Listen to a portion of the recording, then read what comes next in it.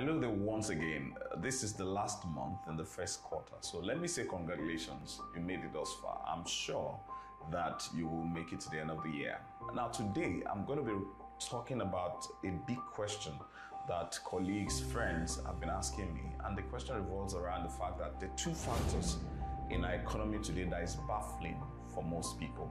The first one is that inflation is at an all-time high. As of today, inflation rate is about 16.5%. What it means is that every year, the relative purchasing power of Naira is reduced by this amount. What it means is that if you have, technically, it might not be an exact science. If you have 100 Naira last year or this year, by December, your 100 Naira has reduced to 86 or 83.5% and so on and so forth. That is the number one thing. What it means is even if you hold the cash today, you are rapidly losing money. The second issue is this. Naira is rapidly losing value. If you had 366,000 in January, you would have been able to buy 1,000 US dollars today. If you have the same 366,000 January this year or February this year, this month, for example, you probably only be able to buy about $700. What it means is Naira has lost about 30% of its value in the last 1 year. And looking at the situation of our economy at the moment and the fact that the same trend that is driving the Naira down is still available, is still present, is still active, is still effective today in the economy, it is projected that we may still end up losing more value. So what it means is if you're holding your cash at the moment, you have two double-edged sword that is cutting away at the value you think you have, and that is the high rise in inflation.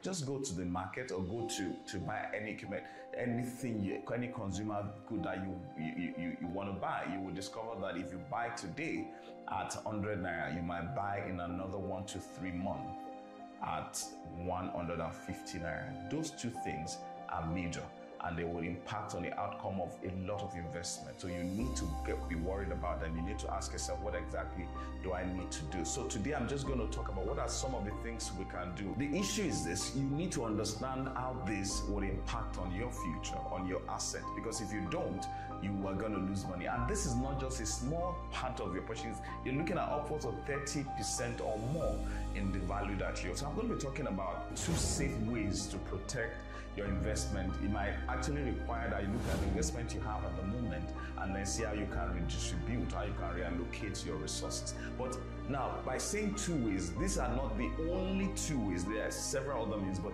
I'm looking at the safest that an average person can actually get exposure to without needing very deep technical knowledge. There are 2 investments that you need to look at the moment that can help you to actually hedge against inflation and that can help you to hedge against devaluation. The first one is to invest in dollar-denominated instrument. Dollar-denominated. There are a lot of Eurobond in the market today. There are a lot of mutual funds that are dollar-denominated that you can invest in. So you just need to take your time to take a look. If you Google, you need to take your time to take a look and say, look, what exactly is the return that these guys are paying me? And then how long do I need to keep it? How liquid it is? And so those are things you need to actually take a look at. At the moment, return on dollar-denominated investment, apart from Eurobond, is actually in the region of 2-3% thereabout. But you'll be shocked that if you keep your asset in that category, it will be a great value because you can earn 2-3, max 4 for most people, and then you can still keep the power, you can still keep those currencies and hedge against the valuation of the Naira. What it means, for example,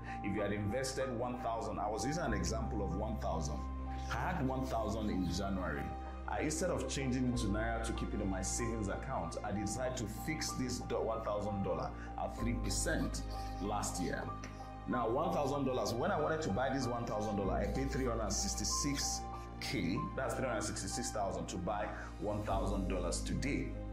And then I invest on 3%. 3% of $1,000 will come to $1,030. That is if you do 3% of that. So after 1 year, January, let's say I invested last year, February, I earned this. I bought the dollar for 366,000 and then I got 1,030. And today I need my money because I want to actually expend it on, maybe I projected something. $1,030 today is equals to $495.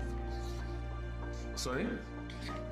because you've not added the 30 on top, it's 495,000. So that is 130,000 roughly, or 129,000 thereabout. If you were to invest and change today, you can see that this is nearly slightly more than 30%, or 30-something% return on your investment, and you did not do much. What you simply did was to fix it at this price. So that is one instrument you need to look at. And I will quickly say that for those of you that you might not want to deal with having to search for mutual funds, having to look for where you go to your bank or investment banking professional and say, look, I want to invest in Eurobond. You're looking at something that is a bit more simplified. You could actually invest in dollar via the 1SQM platform. That's the 1 square meter platform. I'm sure the link is somewhere beneath the video. It will provide up to 5% return on your money. What it means is if you had $1,000 last year and you invested it on the 1SQM platform, today you have $1,050. $1,050 will give you nearly 50% return on your investment, and that is just 5%. And it's pretty easy to do. Just log in, you can pay with your card. Please, today you need to start asking yourself, how can I get exposed to Forex and to dollar denominated instrument? Dollar is the global currency, so you could decide I want euro or sterling. But how do I get exposed to Forex so that I can hedge against the relative loss in value of the naira? The second thing you need to do is to actually get some exposures to real estate. Real estate has proven to actually stay ahead of inflation. But this is the challenge. A lot of people think that I earn just 150, I earn just 200, I earn just 300. I cannot afford to buy an apartment. I might not be able to afford to buy a plot of land in a very good place. There are a number of options when you are considering this. One of them is you could decide to actually go to the outskirts and say, I want to buy a plot today. A plot last year probably is about 700, that you bought at 500,000 last year. I'm sure that now, particularly considering the pressure of investment, it can actually sell for as much as 650, 700.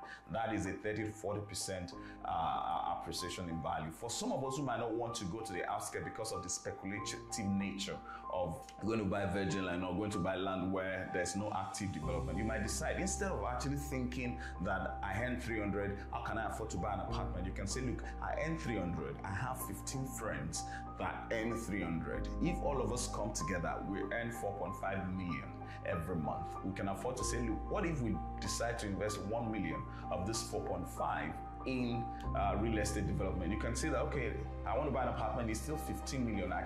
Between the 15 of us, we cannot afford to even do a 15 million naira apartment in maybe the outskirts. I would introduce an option that we've created, because these are some of the challenges that people have asked us after listening to our videos, and then we decided to do what we call group mortgage. So what it means is the 5 of you can decide, we want to buy a 2-bedroom apartment in Ikate. Normally you would pay 40 million, and of course you might not have the 40 million. So, and then we do a group mortgage for you. So what it means is the 15 of you will probably drop over a period of time the equity contribution, and then we give you a mortgage that will cover the repayment over a period of time.